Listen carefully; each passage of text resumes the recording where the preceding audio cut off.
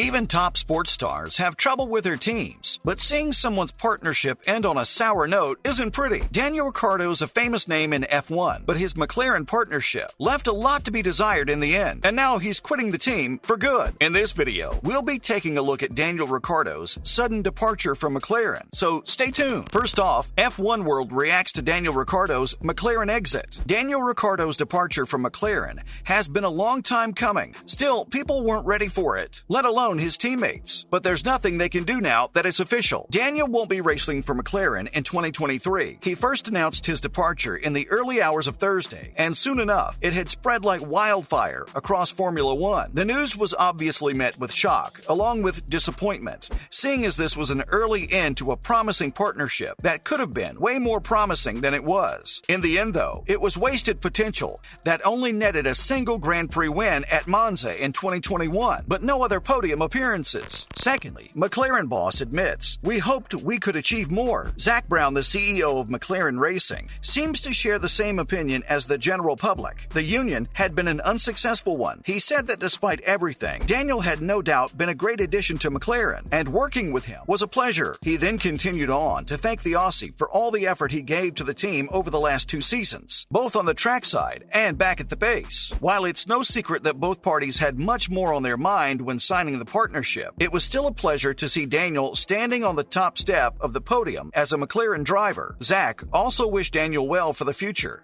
and hoped that they could continue to enjoy the rest of the season together. Meanwhile, Andreas Seidl also admitted that they hadn't achieved much. Andreas Seidl, the team principal, added to these words, saying that despite some noteworthy highlights, like the great win in Monza, it's no secret that over the last 18 months of the partnership, far less has been achieved than hoped. He admitted that following these observations, they realized they couldn't continue like this and had a lot of discussions over the previous month. Andreas, along with Zak Brown and of course Daniel, talked through things and in the end thought it better to acknowledge that they couldn't make their partnership work as they'd hoped. This isn't to say, of course, that there was a lack of commitment from either party. It was just a fact that at the end of the day, despite all the efforts put in by Daniel and the team for better results, Andreas also admitted that he shared part of the blame for the failed experiment involving Daniel. He said that they had tried everything from both sides, and however unfortunate that they couldn't make it, the responsibility was still his, as he was in charge of the team. He said that good results are a team effort between the team and the driver, and how Andreas saw it is that not getting it to work is the shared responsibility of everyone involved. Still, Daniel had to face constant speculation because of the bad situation. The Aussie's known for his unrivaled popularity in the Formula One world, and sure enough, this news caused an uproar of emotions from fans around the world. The majority of these fans believe the situation was handled poorly, and the hands involved could have done much better. Daniel had to face constant speculation about his future as support from the team got less and less during 2022, leaving him unsure. And if that wasn't enough, he was put in an even more awkward position when it was reported he was being replaced by Oscar Piastri. No wonder many fans are frustrated on his behalf. Everything culminated in a midnight message that was posted to all of his social media accounts, announcing that his time at McLaren was over in the dead of night. Definitely didn't help fans' speculations. He said that he had wanted news from everyone, and while it wasn't great, he thought it was best that they got to hear it straight from him.